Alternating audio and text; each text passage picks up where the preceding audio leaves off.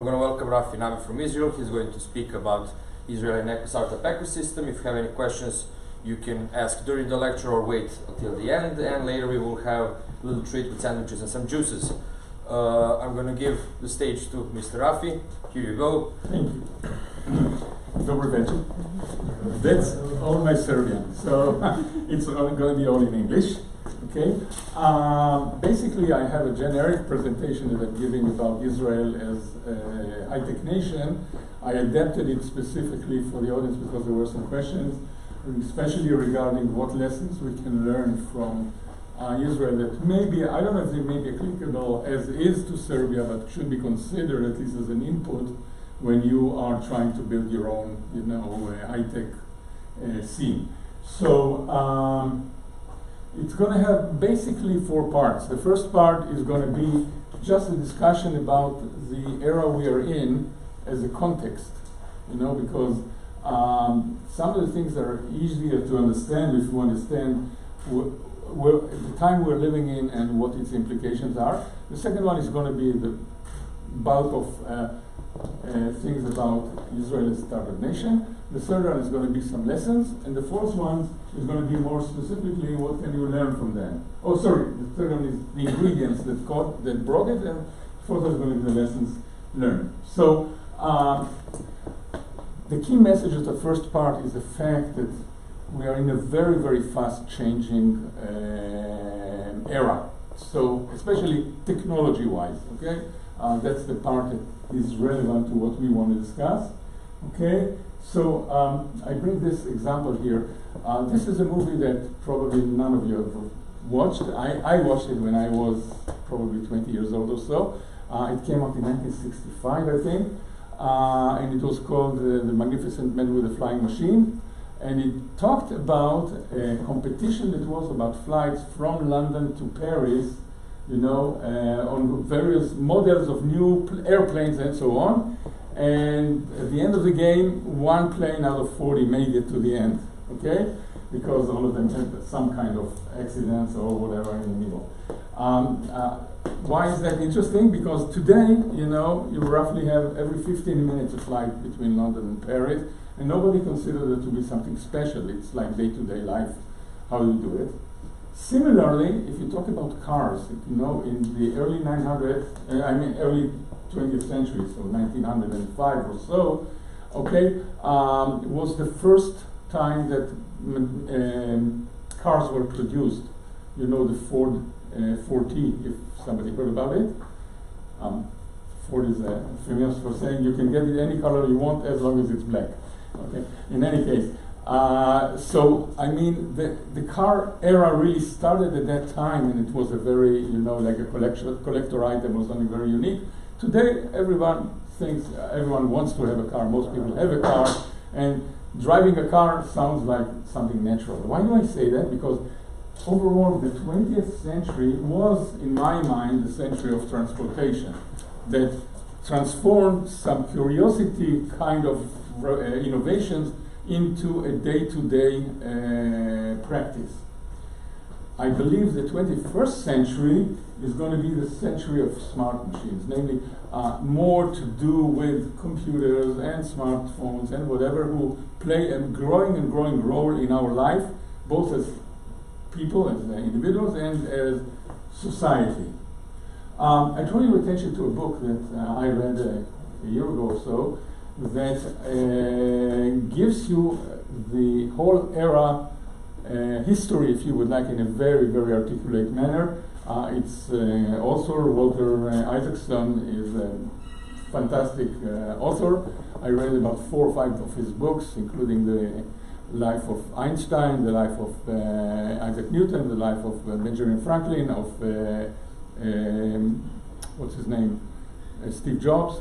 Okay, excellent books. And this book is one that shows, actually primarily focused on our recent 100 years and how things evolved there, who were the people, what were the events, and so on.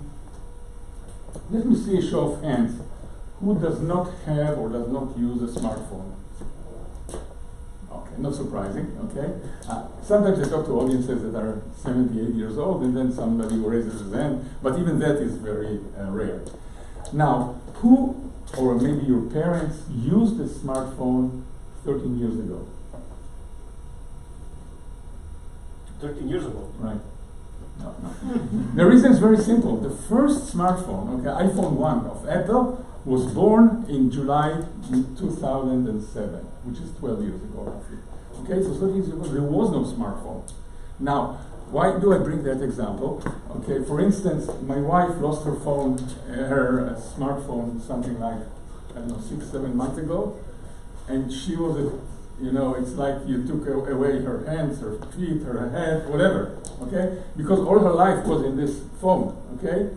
And I heard that they did some experiments. They asked people, are you willing to go 2 days without food or 2 days without a smartphone? And more people preferred to go without food than without a smartphone, because it is dominating our life. And this is something that didn't exist, 13 years ago, okay? So presumably, it could be that somewhere somebody is developing today a device that 12 years from now we're not going to be able to live without it, and we don't know even what it is. Okay, so our life is changing very fast. Same relates to all the various applications, all the Instagram and WhatsApp and Facebook and whatever. All of those, none of them existed 2,000 years ago. Many of them, 20 years ago. Many of them didn't exist even 10 years ago. And today, I just think about what you spend your life on when you're toying with this, device. You see that we spend a lot of our time on that. Our social networks are basically based on these devices. So the message here again is that we're getting used to it very, very fast. Maybe I'll give another example, just crossed my mind. I didn't plan to talk about it.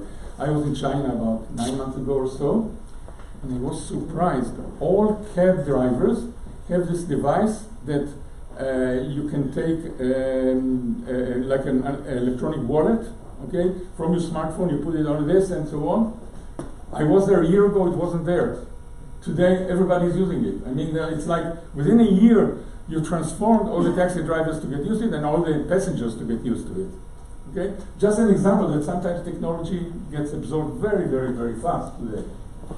Who knows what exponential growth means? I thought most of our hands would be raised. Okay, still, I'll give you just, I'll share with you a story that my father told me when I was 10 years old or so. He told it about the Tsar or the Emperor of China. In the internet I found it for the King of India, but it's the same story that said about this person who was so impressed with a wise person that invented chess that he told him, I'm so impressed, I would like to reward you. Tell me, what do you want to get as a reward? So he said, you see this chess board, okay? Please put 1 grain of wheat on the first square, then double it, put 2 on the second, then double it, put 4 on the third, and so on until you fill the board. So the king said, sure, no problem. And then he called his treasurer and said, tell me how many grains of wheat do I need to give the guy? So he went there and did the calculation, and he told him, if you cover the whole land of China by 1 meter of wheat, this is roughly what you need to give the guy. The message here is that something that it looks sort of naive, a kind of a behavior of a function can become, when it's exponential, can become very, very fast growing and out of control, if you would like, if you're not careful. Okay? Now, this is not a theoretical story, okay? It has to do with things that we are really experiencing, and I'll give you the 2 examples that relate to our discussion. Who heard about Moore's Law? Did somebody? Okay, a few of them. Okay. Gordon Moore, I had the pleasure of working with Gordon when I was at Intel. It basically said, he coined this rule in 1965. He said that the number of transistors on a chip is going to double every 2 years. Okay, that's the law. It's not a law of physics, it's a behavioral law, if you would like. Okay? Interestingly enough, 10 years later, in 1975, he revised the law to say every 1.5 years it's going to double. Namely, it's going to take less time even to double than originally thought. And to this day, this is the drum that the whole semiconductor industry has been marching to, because Intel knew that IBM and TSMC and whoever are going to double every 2 years, every year and a half, or actually are going to quadruple every 4 years, 3 years, or whatever it is.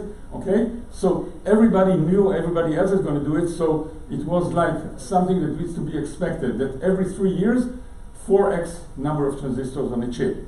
And I went back and I did the calculation, you know, back in 1970, I joined Intel in 1974, but I knew the legacy of the few years before that. In 1970, actually, Intel came out with its first real good chip, which was the 1103, the 1K DRM, which means it had 1,000 transistors on it. That was the state of the art in 1970. If you go to the store today, you can buy a disk on key, you know, a memory stick, or an SD card that goes into a camera of 256 gigabytes. Okay? So if you do the calculation, I'm not going to belabor you with all the calculation, you see that basically the number of transistors grew between 1970 and 2015, grew by 10 to the 9th, which is 2 to the 30th. It's the same, you know, the conversion. Okay? Which means exactly 2 to the 30 means doubling, okay, every year and a half for 45 years. So 30 times doubling between 1970 and 2015. So to date, okay, Moore's law has been working all the time. It's not like there weren't challenges and so on and ups and downs, but the end result is, and that's what's important to us, that actually today the hardware costs almost nothing. Okay? I mean, you can have a computer, basically, a microprocessor in every toy, in every appliance. A typical car has like 300 computers in it, or something like that. Okay? And it looks natural, especially if you think about all those computer farms, you know, storage farms for the cloud, or you know, those that do all the compute servers and so on and so forth. Okay, they have huge amount of transistors, huge amount of processors, huge amount of memories, and they still are very inexpensive. Why is that important? On the other hand, you know, look at ourselves. Okay, and I'll give you the data that I know. I read it in more than one source. The amount of information that we created, we means humanity, in 2017 is more than the amount of information created since the dawn of humanity until 2017. Okay, so in all those thousands of years, let's take even only the time that there were computers, okay? The number of bits created, okay, until a certain year has been lower than the number of transistors created, number of bits created during that year. And the same applies to 2018 when you include on the years till then 2017. So now those bits, by the way, most of them are garbage. You know, all the pictures we take, all the videos that you share, and so on. Okay? Still, these are bits that are created, that are shared. Usually you communicate it with your friends, with your family, with whoever. Okay? They are processed, they are stored. Okay? So as far as the computers or the networks, they don't care whether the bit you send is the most important message or it is just the picture of your kid in the kindergarten when he had the birthday or whatever. Okay? So the end result is that to this day, okay, we are creating more and more information every year. Okay? Luckily enough, because of Moore's law, the hardware, namely the computers and the networks, are able to cope with this growing garbage. Now, is that going to continue that way? Life will tell, because I take you the analogy. I don't know how the situation is in Serbia. I know how it is in our country. We have those highways, and during the day usually it's okay, but in certain hours, you know, we may have a traffic jam that lasts a couple of hours and so on. Why? Because more and more cars are being put on the roads, okay? And despite the fact that we are increasing the roads and improving them and so on, they cannot keep up with the growing volume. So at a certain point in time, you know, the whole highway is going to be a parking lot, okay? Now the same may apply to our information highway, if you would like, okay? It may become congested and get to a halt if we're not careful, and we'll continue creating more and more information. I think we're still far from there, but you know, I don't know what's going to happen in 5 years or 10 years, and we'll see what that is going to cause people probably to create less garbage or to find other ways to you know, do things. So again, the message here is that things are moving very fast. I'll give you a couple of more examples. The processing power that each one of you holds in his smartphone is more than the whole compute power of humanity 50 years ago, when we sent a man to the moon. Okay, all the computers, everything that was involved in that had less compute power than your smartphone. Also, when I grew up, Encyclopedia Britannica was considered the collection of all knowledge of humanity, if you would like. You know, I mean, encyclopedia. Today it fits into probably a slice of the memory of a smartphone or of a discrete key or whatever. Okay, so I mean, the proportions are getting different. And the last probably mental image I would like to leave you with is I'm going every morning to the gym and I'm running on the treadmill. I hope you know what the treadmill is, okay? So, what happens there? I'm running very, very fast in order to stay in one place. The minute I stop running, I get pushed back, okay? And that's what happens today for people, for companies, and for countries, okay? You need to run very fast in order to keep up with the front of innovation. If you are stopping, you get behind, and you get you know, a gap that you later on will need to close, and so on. And that's true for, like I said, countries, for companies, and for individuals. So you must invest all the time in being up to speed with where innovation is, where the technology is, and so on, for your own career as well as for the well-being of a company or a well-being of a country. Okay, one other example, unrelated. People, this is I borrowed it from this source, they ask themselves, how long does it take for a new technology to get absorbed, okay, by people? So the metric they took is until a quarter of the population of the US is using it, okay? It's just an arbitrary metric, but it is, you know, consistent between the various comparisons. So for electricity it took 46 years, for telephone 33, you know, for television 26, and so on and so forth. Currently we're talking about, like, if you take Instagram or WhatsApp or whatever, it took less than 2 years. Okay, so my point is that technology penetrates much faster. Okay, so all that was just to give you the context, and I think it's important for us to understand it. It doesn't matter whether it's Israel or Serbia or France, is that things around us are moving very, very fast, and you'd better adapt to the fact that this is our environment from a technology aspect. I'm not talking about other things which have their own traits. So now we'll talk about the state of Israel, and I'll compare that later on with other countries also. So this book, Startup Nation, came out in 2009 and was immediately a bestseller. Actually, during 2010, it was on the bestseller list of both New York Times as well as the Wall Street Journal for about several months. And it did wonders for the state of Israel because it, for the first time, put Israel in the light of technology or things that are happening that are different than what you hear on the news. On the news you always hear wars and politics, and that's it. Okay, so here is another, you know, angle about the state of Israel. I don't agree with everything written in the book, but it's worth reading, and it's a very good perspective. Now, if you are to evaluate an economy of a country, the best metric that everybody is using is called the GDP per person per year. Namely the gross domestic product, which is basically the output of the economy divided by the number of people. Okay, so if you take Israel, for example, up until year 2000 roughly, so like 30 years ago to 20 years ago, or even longer, okay, it was always between $15,000 and $17,000 per person per year. And we have this feeling that, c'est la vie, you know, that's where we are.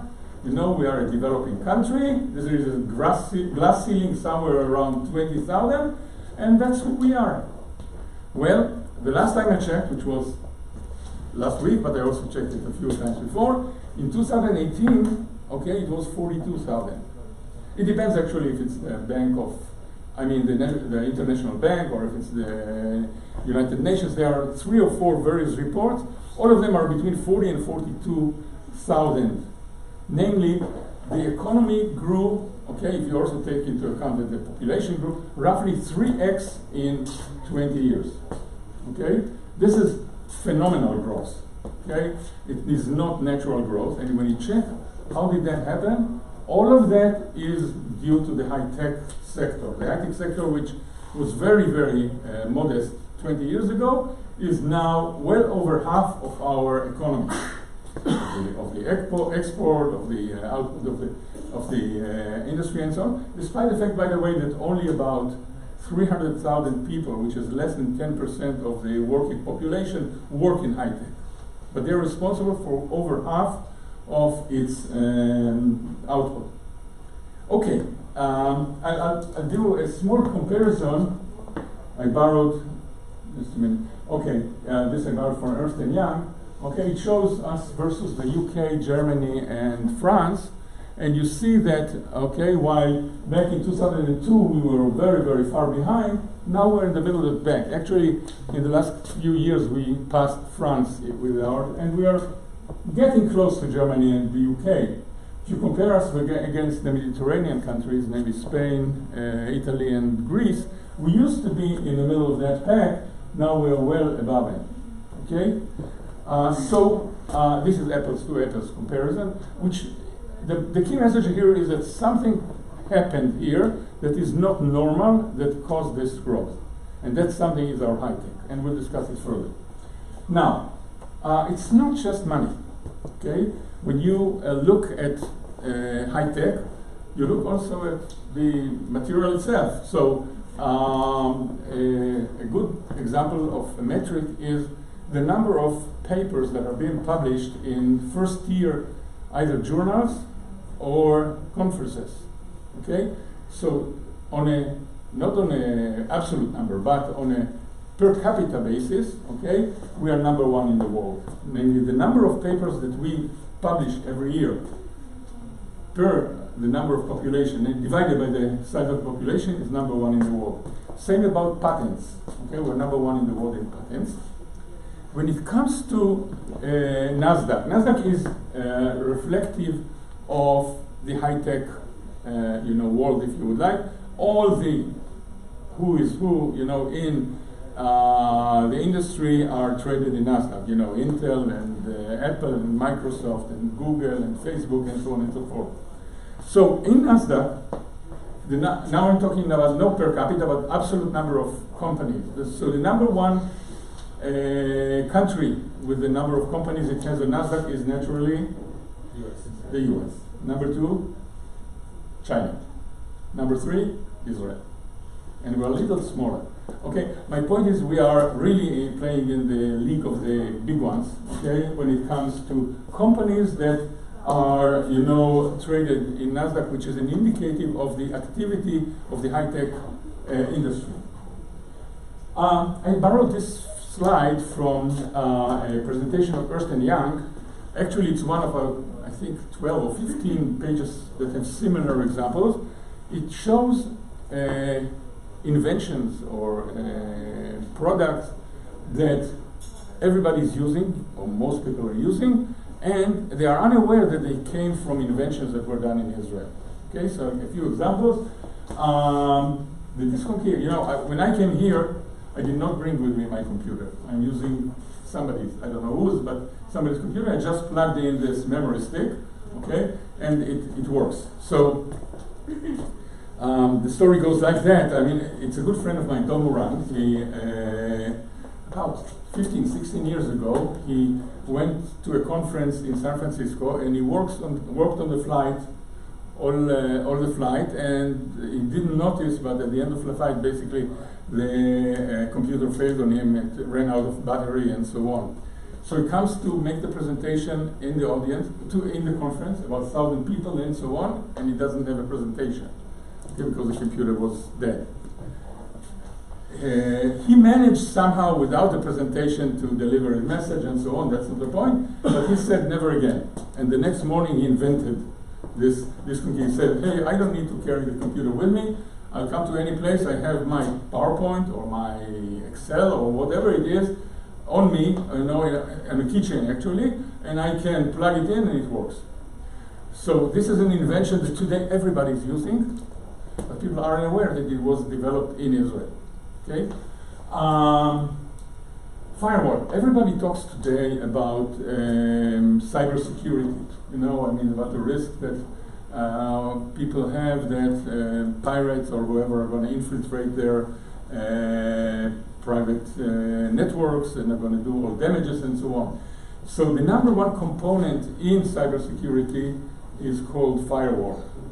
You can imagine that your company is like a garden, okay, with all sorts of plants and whatever, and you have a wall around it that protects it. And there are some gates in the wall that can allow people in and not allow people in based on whether they have the permission or whatever it is and so on. This is the firewall.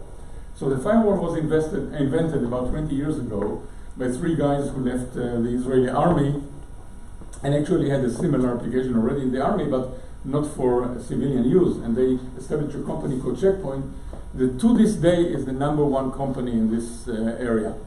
Okay, so again, it was developed in Israel, nobody is aware of that. We're going to talk about ICQ later, so let's keep it here.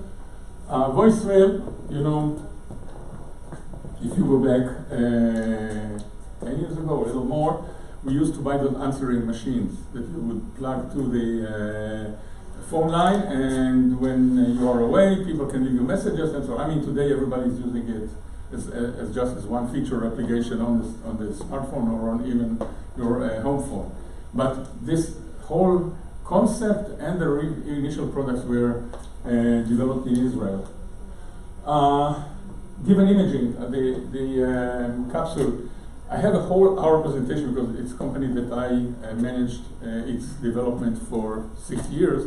But just to make a long story short, okay, if you go back to the 1980s and 90s, okay, if you had a bellyache or diarrhea or bleeding or whatever it is, a gastrologist, what he could do, okay, he had this endoscope that he could shove into your mouth, go through, you know, the esophagus and the top of the belly, you know, to the until the duodenum it's called. Okay, you could go from the bottom and go through the colon, but if you didn't find anything, then he was helpless because in the middle there were 6 meters or 7 meters, depends on the person, of the small bowel that couldn't be reached either from the top or from the bottom, and that was the situation until an Israeli engineer called Gabi Idan. The entrepreneur was Gabi Meron, but the engineer was Gabi Idan, invented, you know, the capsule that travels through your intestine. It's the size, I have it here, I can actually show you. Maybe I'll do that. Sorry.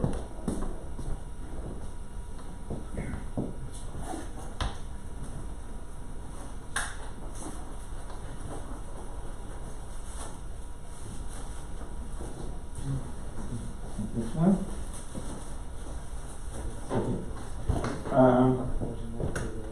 Oh, I'm sorry.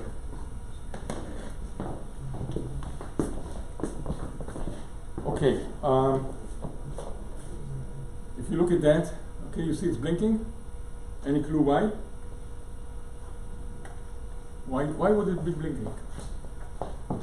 Very simple. If you figured, our inside of the body is dark. So it's like when you take pictures in a dark room, you need flash. So this is the flash actually, which is an LEDs that are, so the point is that this is a live capsule and it takes pictures every time I open the lid. There are magnets on the side of the lid that are causing a switch in the capsule to turn off, you know, when it's closed, because this needs to sit on the shelf of the physician for about up to a year and a half before it's being used. So you don't want it to run out of battery. Okay. Now I'm going to share it with you. Okay, you can open it. When you open, you can see that it's blinking. It's taking pictures actually as we speak. Okay, don't take it out, please, because I want to make sure that we don't run out of battery. Don't swallow it. It's not going to do you any good. It's not going to do you any bad. Okay, it's not going to help you. Okay, so this is the basic idea was that this capsule, which is you can swallow it. I swallowed tens of those already. It's easy. It's like a little bigger than an aspirin or whatever. Okay, you swallow it. You carry on your belt something similar to this, which is the recorder. When it travels through your body like food would travel, you know, normally, okay, it will take pictures and will transmit them to the recorder. Can you turn it on, please? Turned off? Sorry. You please do for me. Okay, thank you. Okay, so you travel. Sorry, the capsule travels through your body. It takes pictures, transmits them to a recorder. At the end of the day, the patient takes off his belt with his thing. The next morning, he brings it to the physician, and the physician loads it onto a workstation. The workstation has some special software that processes those pictures into a video, clip that lasts roughly 15 minutes, where you travel through the body, through the small bowel, and it can see, the physician can see if there is something there. There could be a tumor, it could be an ulcer, there could be some bleeding, or it could be without nothing. Okay, this is very useful because this way they do the diagnostic and they know what to prescribe to this physician, to this patient. It could be diet, it could be some medication, it could be a surgery, it could be nothing depending on the case. But I mean, this was a tremendous breakthrough for the gastrologist because it solved a problem they didn't have a solution for until that day. This came out in 2001, maybe less than 20 years ago, and it was an immediate success because people embraced it. Again, I have a full hour presentation that you're not going to see, but trust me, it was an excitement in the professional level as well as in the media. Actually, it was the company also went public in 2001, and it was the first IPO after 9/11. So it was also a feat for Wall Street. And the last one, Waze. I think you're not using it so much here. I think you're using Google Maps, which is similar. Okay, Google actually bought Waze 6 years ago. Still in the U.S., in Israel, most people use the Waze, because it's an excellent navigation tool, including not just telling you how to get from point A to point B, but rather it takes into account all the, if there are congestions, if there are accidents, if anything that happens on the road, and it will give you the exact estimated time to go to your destination. Anyhow, so these are just, as I said, 5-6 examples. There are hundreds of such examples. If we have time later on, I can lead you through another 20 or 30 such examples. Another interesting aspect is the multinational companies. There is a myth that you must have an Israeli development center if you would like to be competitive, if you would like to be successful in the market. Okay? And it's not necessarily true, but it's working. Namely, each and every large multinational company has an R&D center. In fact, there are 350 such centers. So it's a huge, huge number. And they are contributing much. I think something like 45 to 50% of the high-tech income comes from multinational companies. Okay, so this is a major portion of our high-tech scenario.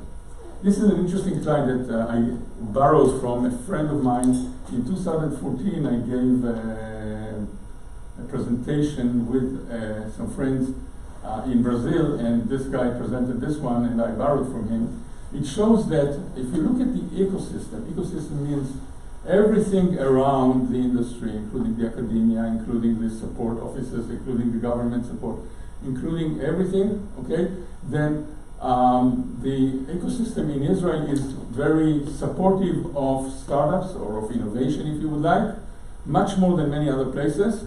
You see, number one is Silicon Valley. Here, number two is Israel, or Tel Aviv, it's the same thing. And beyond it, there are people like Los Angeles, or Chicago, or New York, or Boston, or Berlin, and so on. This is from the same source. I got it 3 years later, and it shows we're number 5. I believe it doesn't matter whether you're number 2 or number 5 or number 9. If you're in the top 10, you see all the other players there. It is very impressive for a small country like ourselves. Another interesting aspect, if you look into the investment in the future, okay, then investment in R&D is a very good indication. Okay, the average of OECD talks about 2.3% of the national GDP invested in R&D. In Israel, it's almost double, it's 4.3, and it's number 1 in the whole OECD. You know what OECD stands? It's the, you know, the leading countries, including the US, Canada, most European countries, Japan, Australia, and so on. Okay, another interesting indicator shows the number of exits being done every year. People know here what an exit means?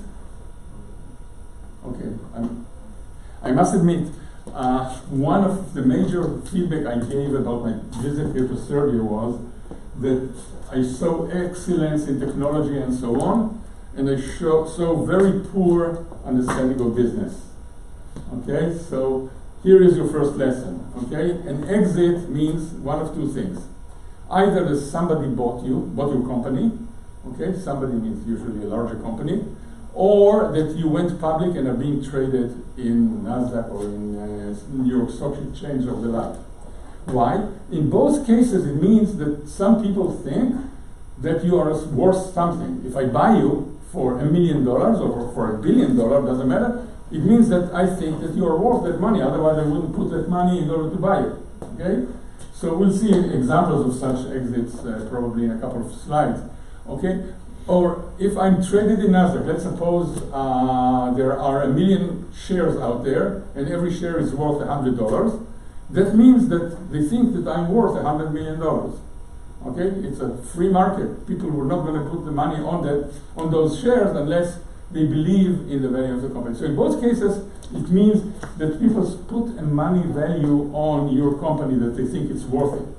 Okay, and this is in most cases the goal that startups are thriving for. They're dreaming about, and I mean, most of them are dreaming about an exit of billions of dollars, and not necessarily a $10 million, okay? But clearly exit is sort of the goal that most startups are shooting for, okay? Now, in Israel, we have every year somewhere between 90 and 120 exits, okay? Let's say on the average 100 exits.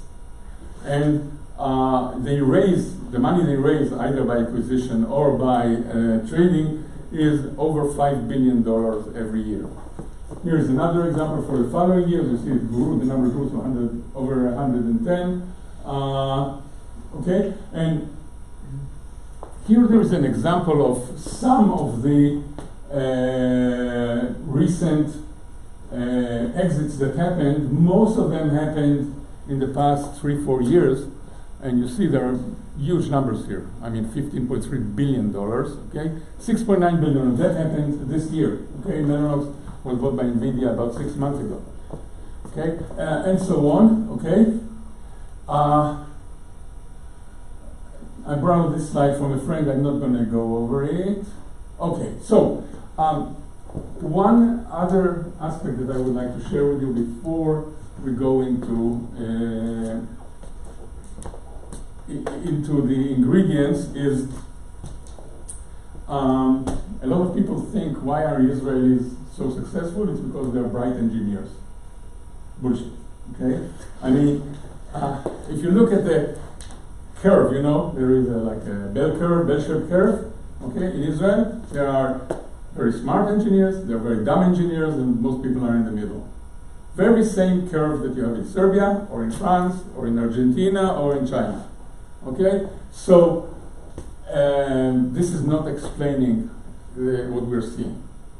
The one thing that is explaining it is the fact that, as I mentioned slightly before, okay, we have at the end of the game something like 100 exits every year. Now, how did that come?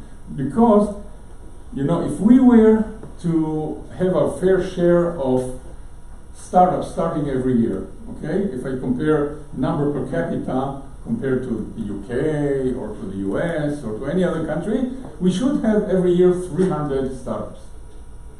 But we don't have 300 startups every year, we have 2,000 startups every year. In a minute I'll explain also why. Okay, now, there is a rule of thumb that is not scientific, but it works, that says that out of every 20 startups, 19 are going to fail and 1 is going to succeed. Okay? Or if you have 100 startups, you know, 95 are going to fail, 5 are going to succeed. So it's a 5% success rate. Sometimes people say 4%, 5%, it's that vicinity.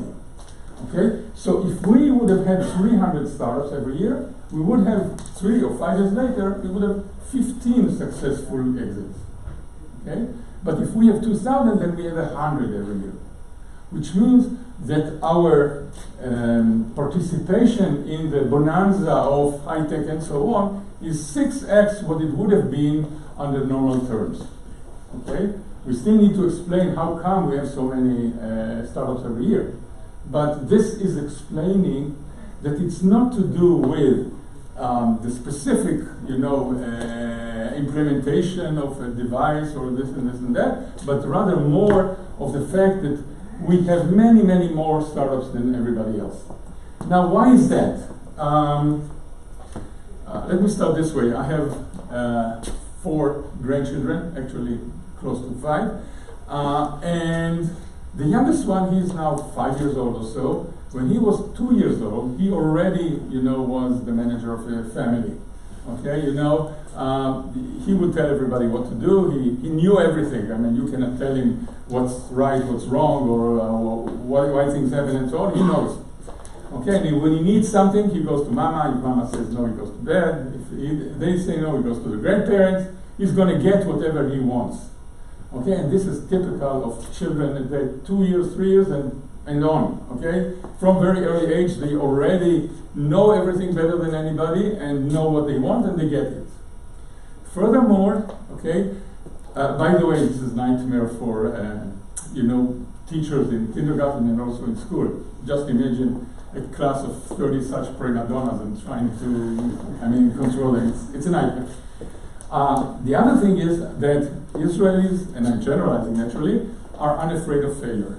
Okay, in their mind, failure is part of life, and it happens. You know, shit happens, like we say. Okay, and this is something very, very characteristic. Okay, a good friend of mine said, I'd rather hire somebody who failed 5 times than somebody who never tried. Okay, because you also learn from every failure and so on. So there are cultures where failure is considered very bad and something that is sort of a stigma on you. Okay, if you failed, you're not going to get a job on anything because you're a failure. Okay, and because of that, people are so paralyzed they don't try. In Israel, it's the other way around. Okay, you have you woke up this morning with an idea. Okay, I'm going to start a company. I'm going to get some money. I'm going to do it and run for it. Okay, so there is much higher risk taking. There's much higher, you know, willingness to gamble, if you would like, but it's a calculated gamble usually, and go for an idea that you feel you would like to exploit. Okay, so this is by far the number one. It's a cultural characteristic that explains why we have so many startups. Okay, and I'll make another comment that this goes back to the presentation I did in the beginning. Okay, I was brought up that, you know, when you design something, you need to be very methodical. You need to first analyze the market. You need to analyze, you know, the probabilities. You need to architect, and then you go to the next step, and next step, and next step, until finally you get an excellent product out. Okay. Now, if you try that today, you're going to get an excellent product out, but the market is going to be gone long before you have the product out. Somebody else was there and took your product, took your market, took your, all the problem went away or whatever. So currently, if you would like to be competitive, you need to be what we call quick and dirty. Okay? You need to get out as soon as possible with something that will grab the attention of the customers or those who are in need, and then work with them, and you may improve it with time and so on and so forth. But you must cut corners, you must do everything, you must work sometimes 24/7, whatever it takes, in order to get fast to the market. Time is money.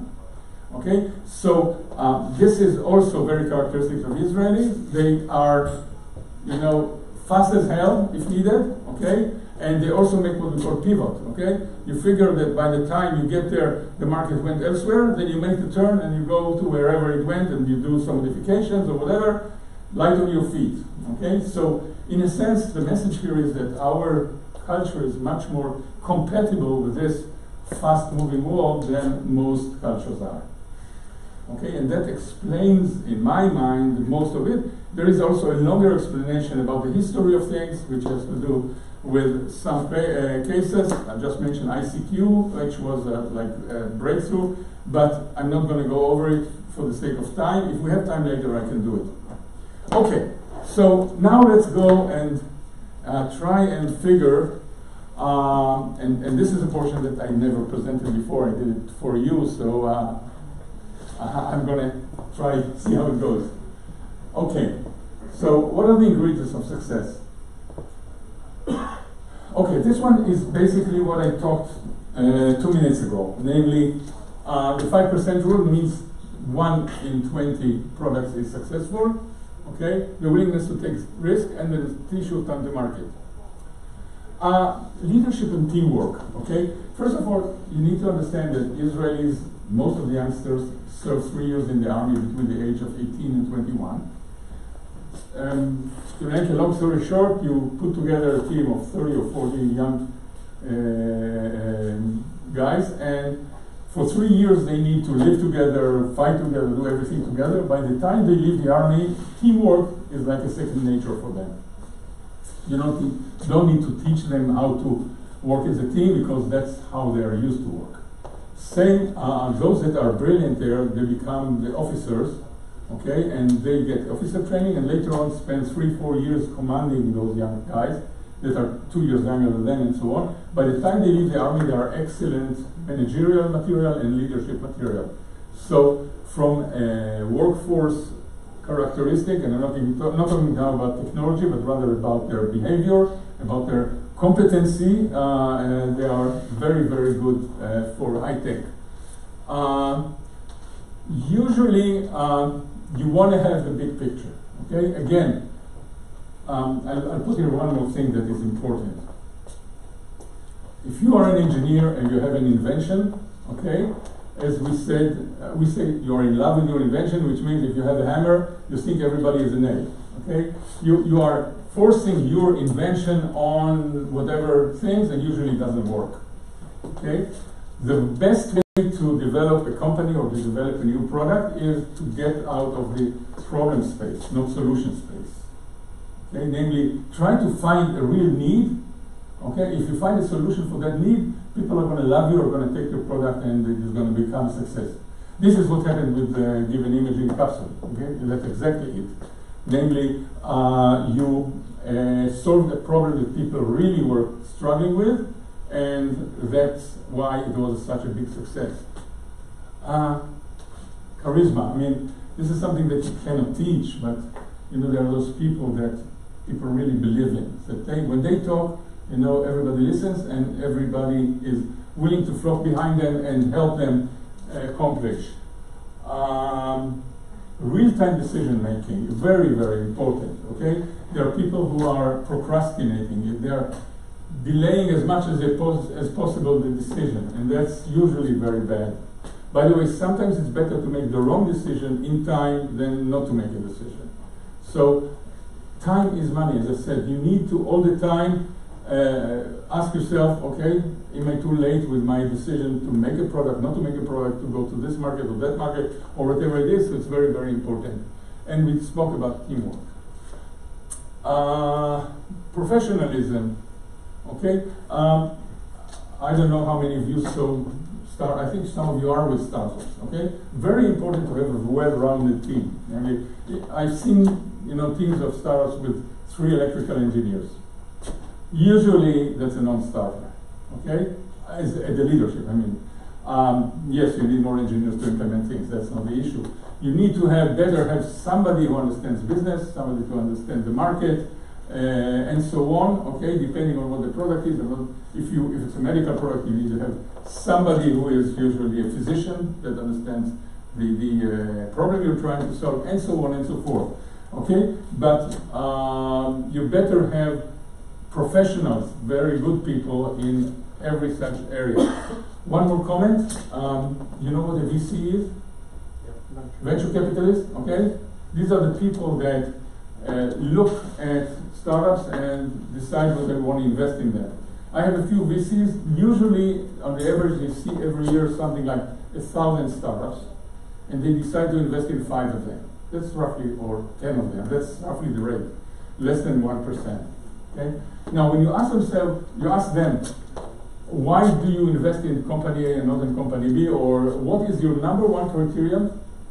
Somebody can guess what is the number 1 criterion for decision? Team. Right. It is the team. Okay? Sometimes the idea may be rotten or irrelevant or whatever. If it's a great team that they are very impressed with, they're going to take them and they're going to later on direct them to another problem that they believe is important and let them go after that.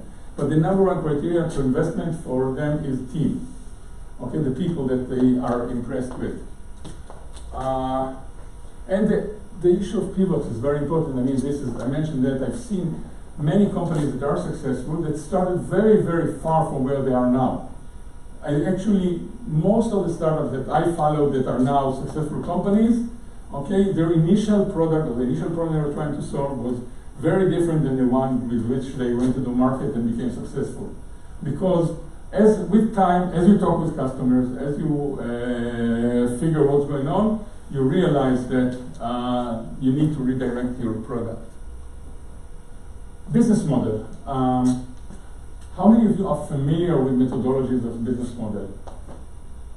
Okay, good. Okay, the most commonly used and simple is what we call lean startup. Okay, the canvas, but it doesn't matter which one you're using as long as you're using one. Okay, because it's important that you ask yourself not only how my jig is going to be working, and solving the technical problem, but also how am I going to make money on this product? How am I going to, eventually go to market and so on. So it's the basic questions that all of you are familiar with or should be familiar with.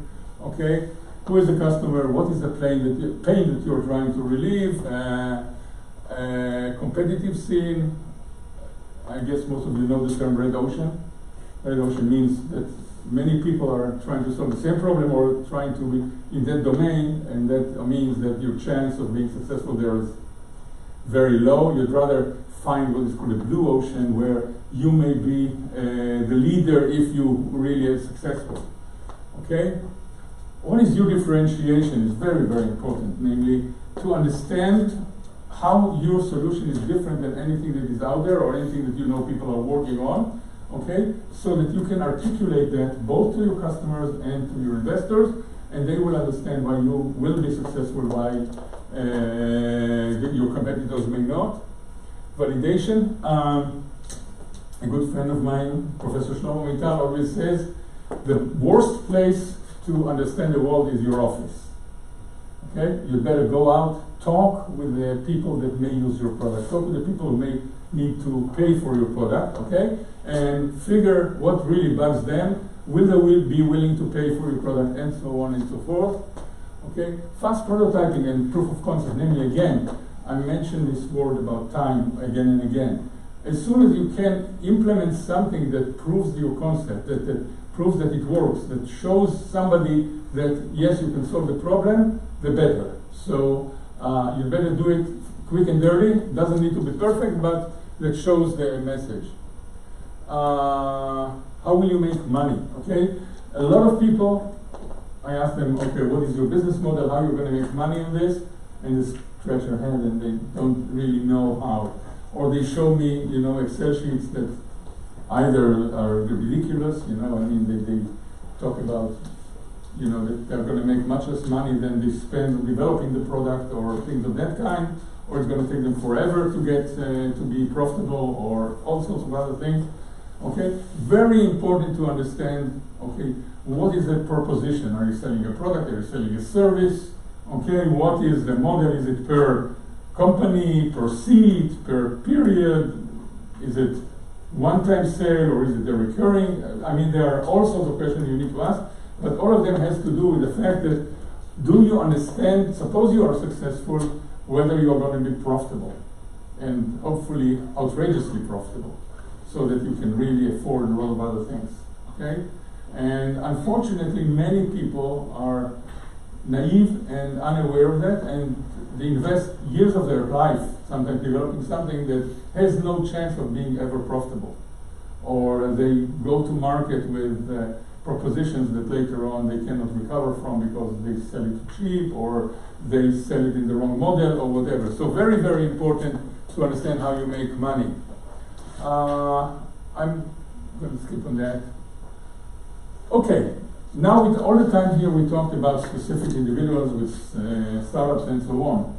One comment about nation. Okay, now we're talking about let's say Serbia or Israel. Okay, and I give you the Taiwan example. About 30-some years ago, the government of Taiwan decided that they would like to be number one in two areas: PC board manufacturers, I mean the motherboard manufacturers, and semiconductor manufacturing.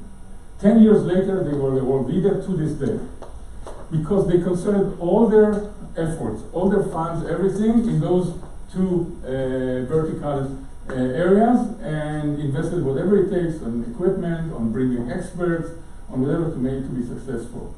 I think that for a country to be successful, it must focus.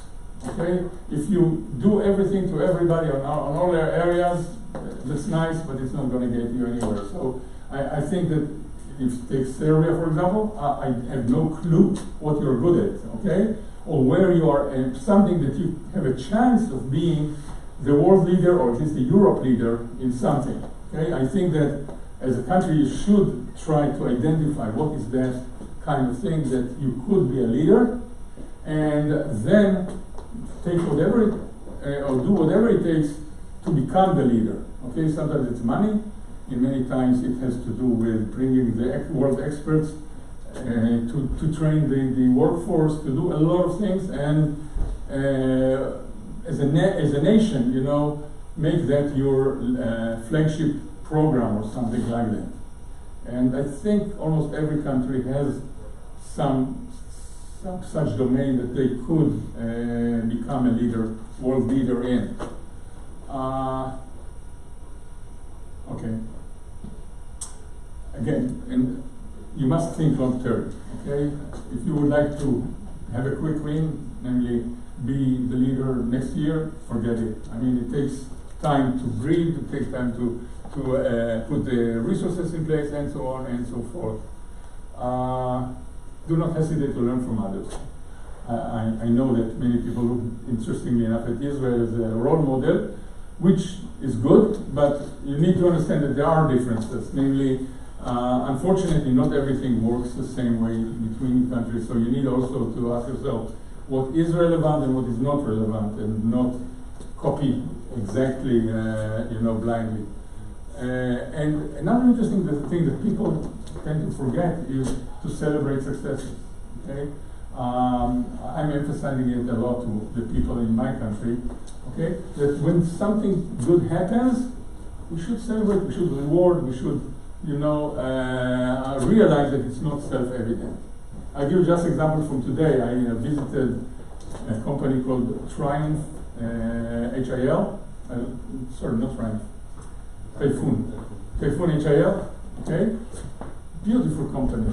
Okay, they're selling. I'm not allowed to tell numbers, but they're selling many systems every year. They are the world leader in their field, and I think they're a role model. Okay, they should be proud of themselves. I told them that more than once during my visit, and I think other people should look at them and say, okay, how can I do the same? Okay, and again, some feedback to your country. Unfortunately, the majority of your workforce, at least in the IT section, is working on service companies that are supporting development or supporting efforts of some external customers. Okay, now this is good as far as giving a little, livelihood to the employees and so on, but the margins are very low in service. Okay, you cannot be extremely profitable in that business and so on, and it doesn't have a horizon. So on the long run, I would recommend for the Serbian whole high-tech industry to think products, think business, not think technology. Technology is nice, it's an enabler, it's important, but the end game should not be that I'm doing nice design work for somebody else, but rather I'm growing my own industry, my own products, my own successful companies. Yes? Just the one, also I think important difference, Serbia-Israel, when it comes to entrepreneurship. Last couple of years we brought, I'm not sure the number of Israeli people that work here, is that focus of Israeli entrepreneurs is very, very rarely Israeli market itself. It's usually quite global, and when you start thinking this, then you build your business in a way that you don't think, oh great, this could be a business for Serbia which has 7 million, but no, I'm targeting something differently, my operations has to be different, marketing, sales, service, whatever. Absolutely. First of all, you need to understand we cannot sell anything to our neighbors. That's what okay? I would We're say. surrounded by, our best neighbor is the Mediterranean Sea. All the others, I mean, we can't sell anything to, okay? And our local market is small. So unless you are in the food industry, there are some companies that can sell food locally. But anything else, a priori, you're oriented towards export. And maybe another comment I would make here, I looked at the Serbia trade information, okay? The countries you sell to and import from, okay? All top 10 are European.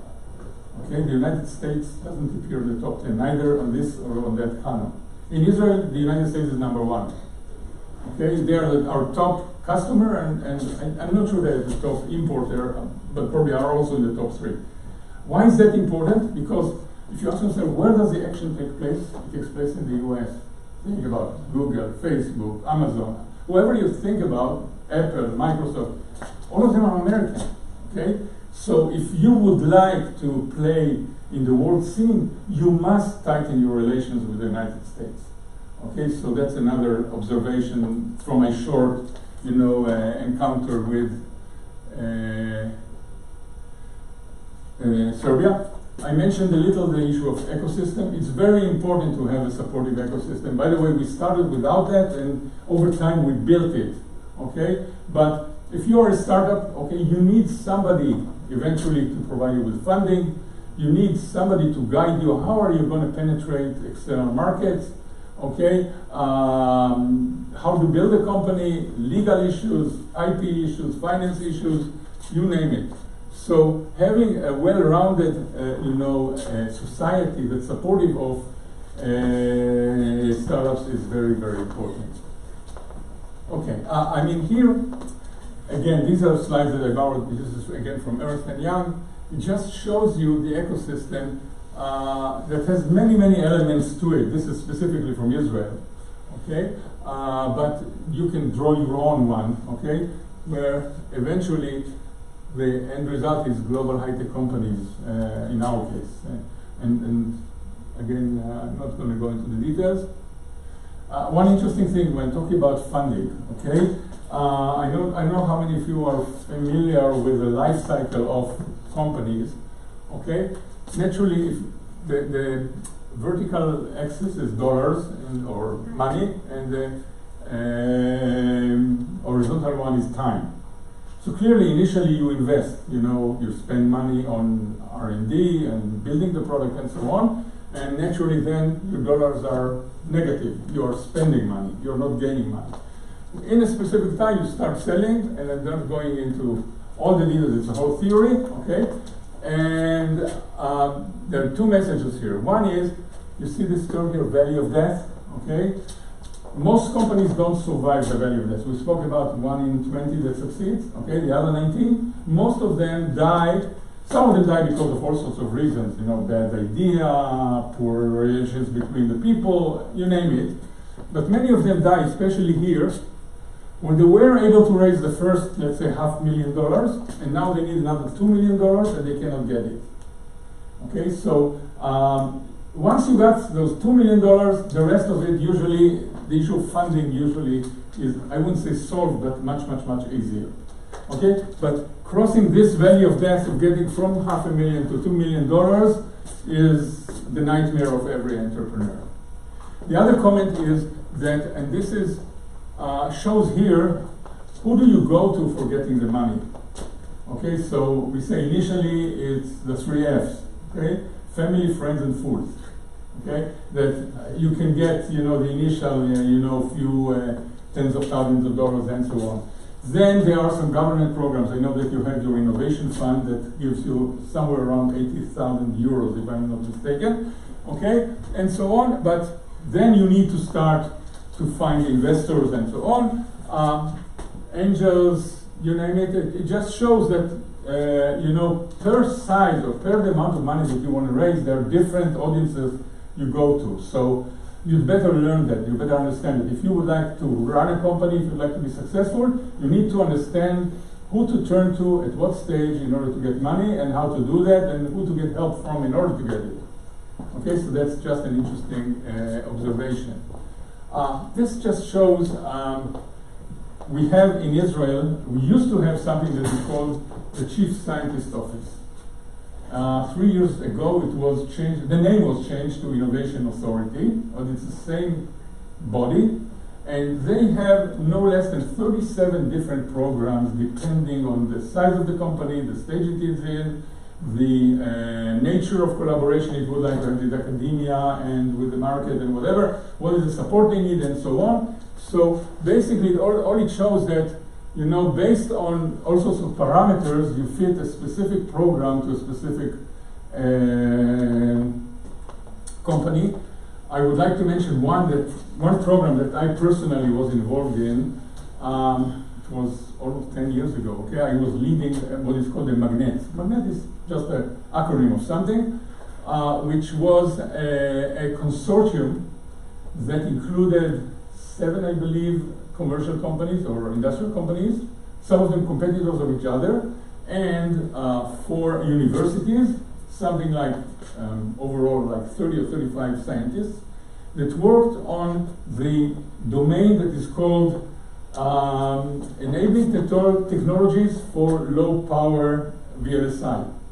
Okay, and the low power could be because of process technology, it could be because of design technology, it could be all sorts of ideas, and the teams collaborated together between the academia and the industry and among teams and so on. We worked for 5 years, and we eventually needed to have a demonstrator, okay, that shows that we accomplished what we set out to do, namely cutting the power by, let's say, 10x, okay, from what the initial technology was in and to what it is if we implement those innovative ideas. One side effect of those collaborations was that many of those scientists continued to work between themselves also on other issues not unrelated to this consortium. So it facilitated a lot of collaboration between academia and industry and between companies and themselves and so on. So this is just one example of a company, of a program that is supported by the chief scientist. Okay, I'm not going to go into that. I think I'll stop here. I have many other sections to this presentation, but I think we're running out of time. Yeah, roughly. So I suggest we'll take questions, okay, from you, and then I don't know about time. If you want to, I can go to examples of companies and so on. So first, any questions?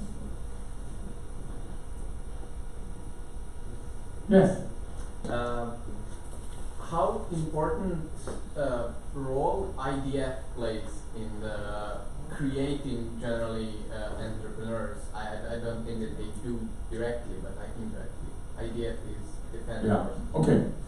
So I mentioned already that one indirect implication is the quality of the people that were serving in the IDF. IDF means the Israeli Defense Forces, which means the army. Okay, so people who left the army usually have some characteristics that are compatible. So we talked about that. Now there are a few cases where technology was developed in the army, or at least initiated in the army and later on took out. The one that I already mentioned was the firewall with what's the name? I can't remember. Checkpoint, right? Thank you. But there are very few other examples.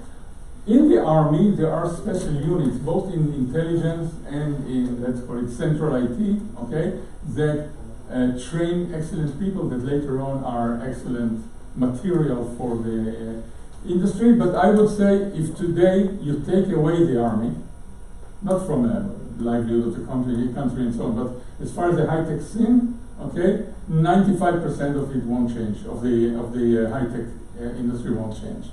So they have some impact, it's relatively marginal. Any other questions? Yes? You said that it's not good to develop startups too long, to be on just an idea. But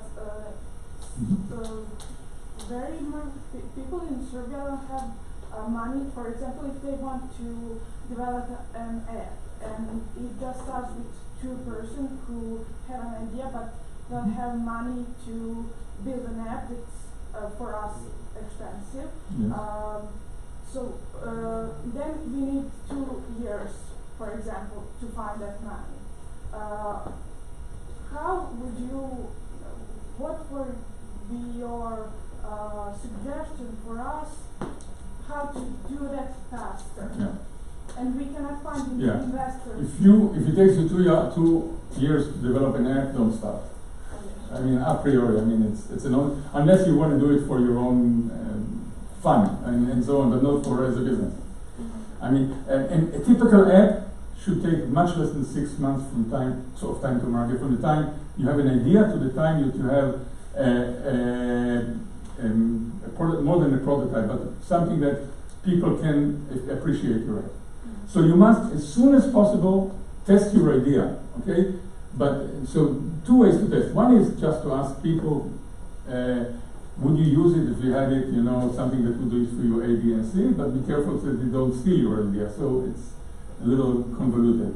The other thing is implement as soon as possible something that implements the key of this, what it's going to be eventually, okay? And put it in the hands of friends or others to use. I've seen many startups that started with, let's call it phase A version of the application, and they got some hundreds of thousands of students on campus or whatever that are using it and so on, and they get feedback on that.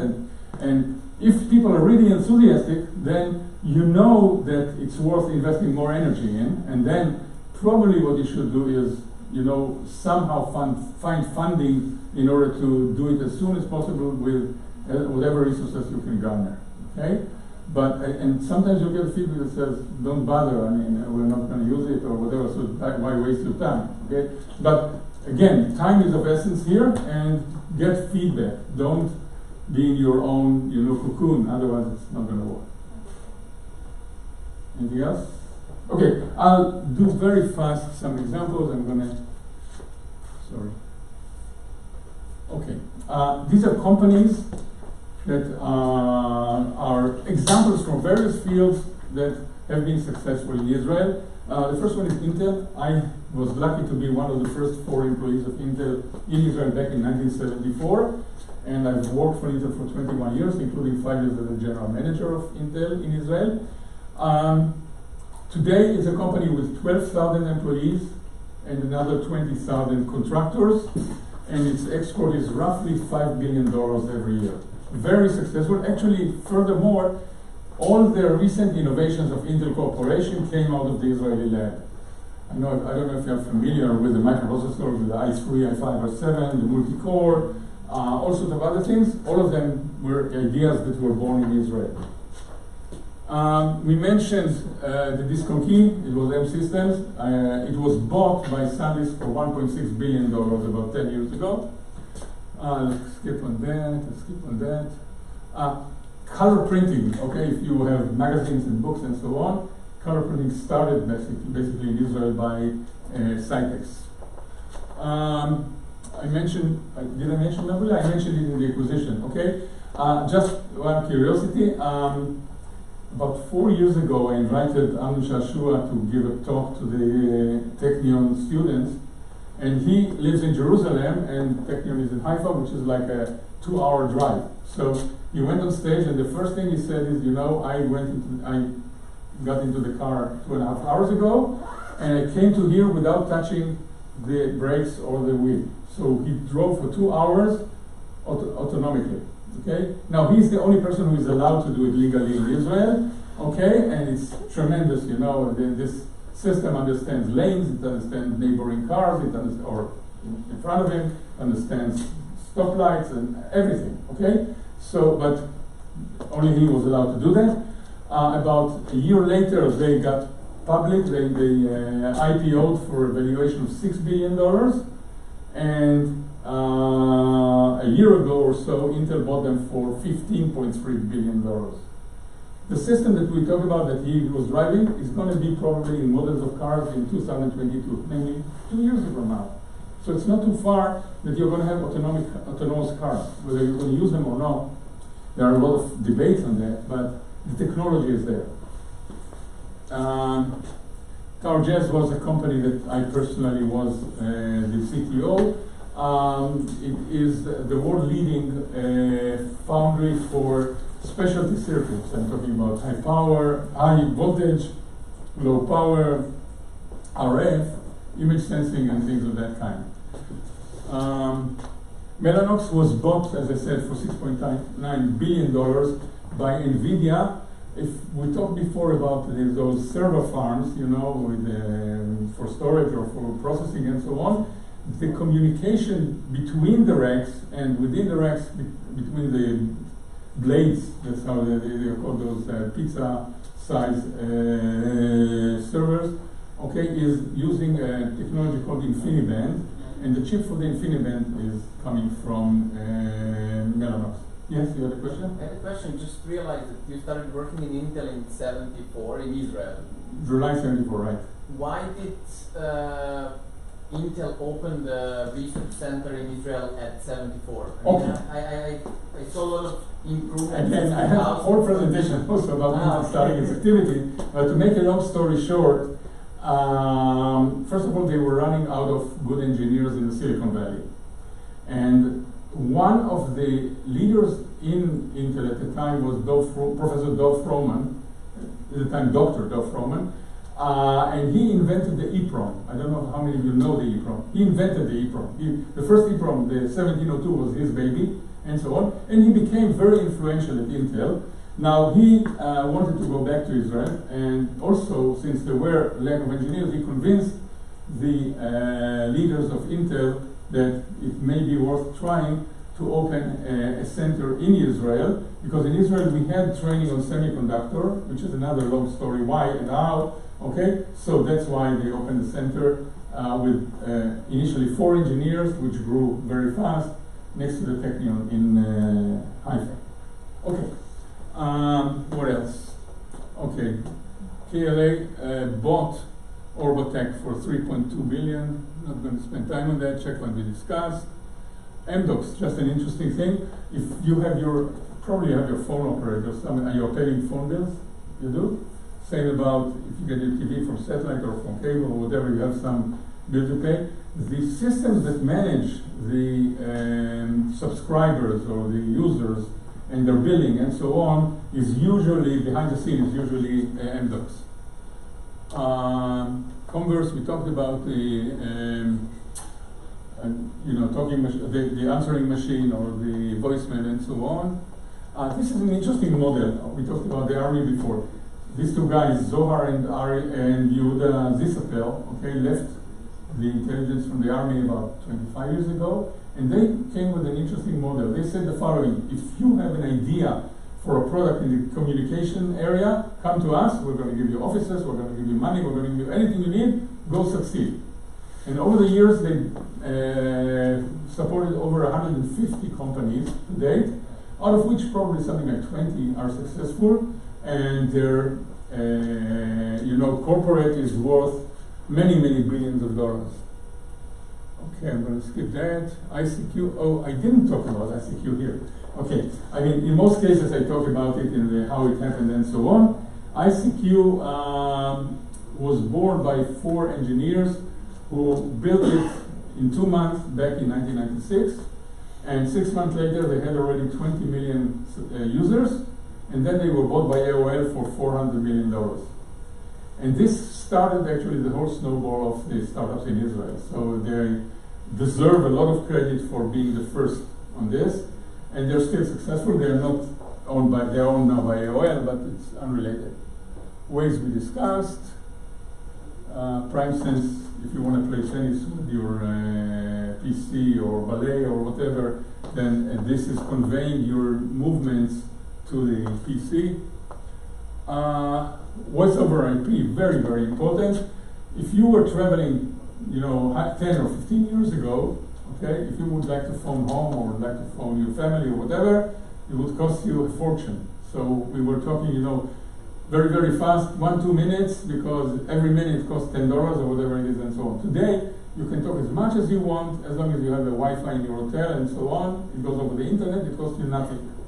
Okay? So this technology of transferring voice over the internet, IP stands here for not intellectual property, but other internet protocol. Okay? That is, everybody is using it today.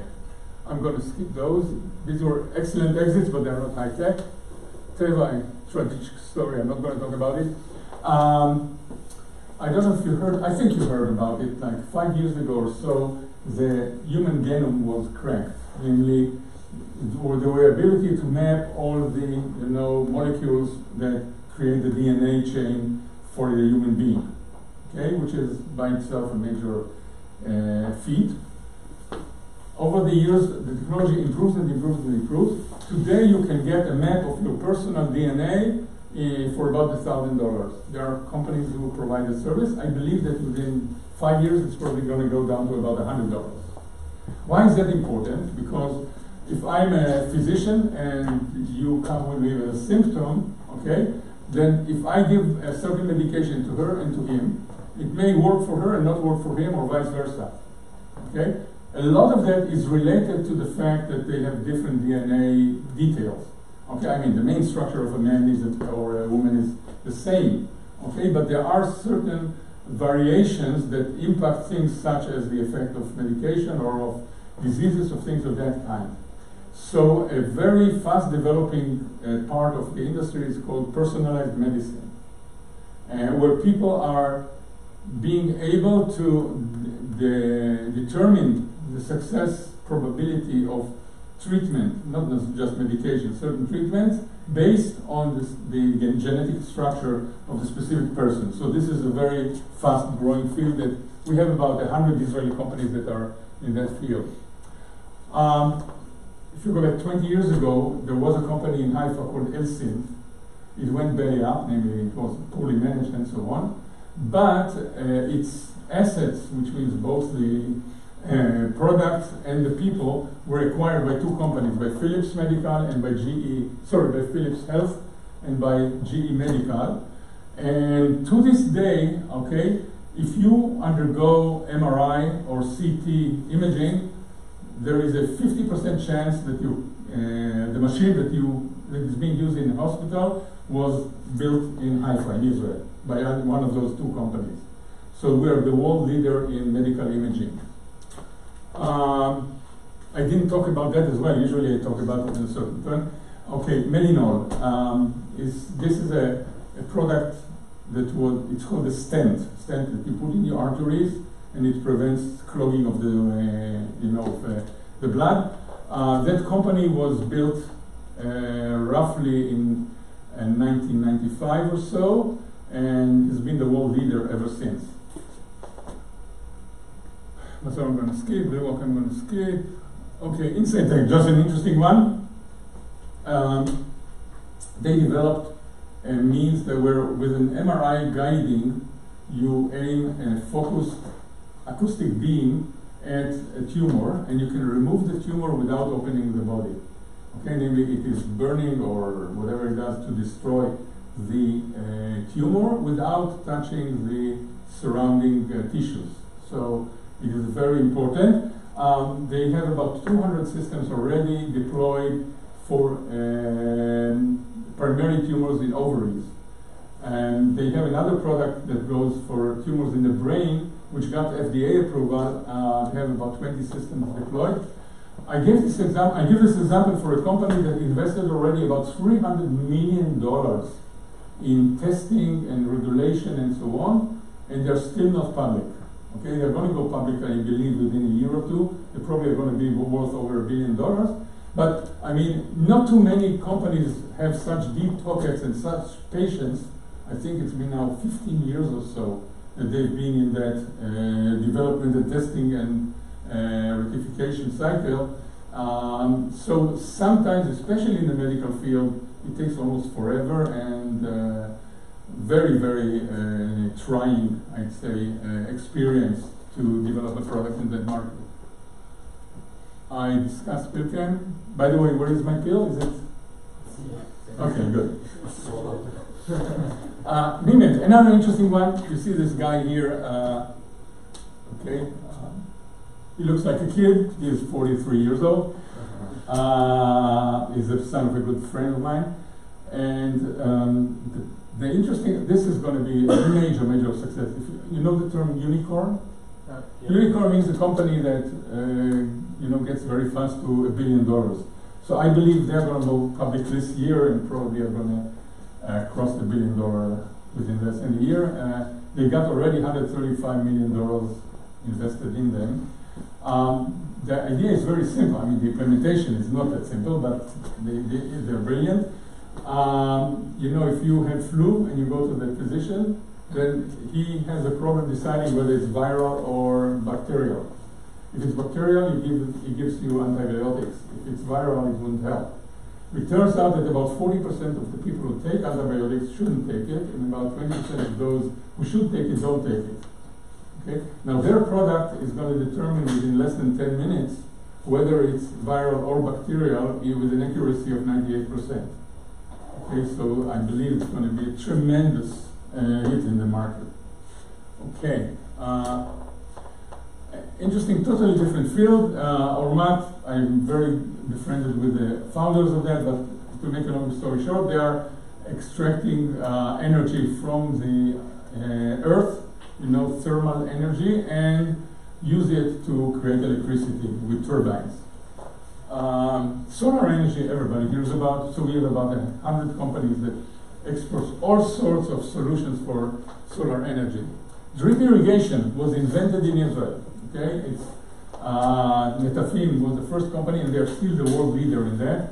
This contributes tremendously to countries that have scarcity of water because of that. Sometimes that's the difference between starvation and and being able to have food for their families. That they use the water much more effective than other irrigation systems. An interesting example, in Israel, over 50% of our water that we are using, both for drinking as well as for irrigation and so on, comes from artificial sources. There are primarily two sources. One is what is called desalination of, water from the sea. And trust me, there is enough water in the sea to provide us with, supply of water if we need to. And recycling of wastewater, purification of wastewater so that it can be used again. So we are the world leader in consumption of that, and we also have many companies that are developing that technology and exporting it. I'm going to skip that. Okay, last example. How many of you heard about Iron Dome? Okay, Iron Dome is a system that if a missile is being fired at you, okay, within 5 seconds it will determine whether the missile is going to land in a populated area or in a vacant area. If it is in a vacant area, it wouldn't waste anything and would just say, okay, go do your thing. If it is in a populated area, within less than 10 seconds, it would fire a missile that will intercept that incoming missile and is going to prevent it from hitting the populated area. Okay? Now, doing that with an over 90% success rate is tremendous engineering accomplishment. I'm not talking about the other implications, but it is a tremendous accomplishment of the two companies, Elta that did the radar and Rafael that developed the missile system. So this is really an engineering accomplishment, not one of the others that we talked that are mostly business-oriented applications. That covers it. I know there are many more things that I could show, but I think for tonight that's it. Is there any other questions? Okay, so thanks for your time, and I wish you success in your own project. Thank you. Thank you.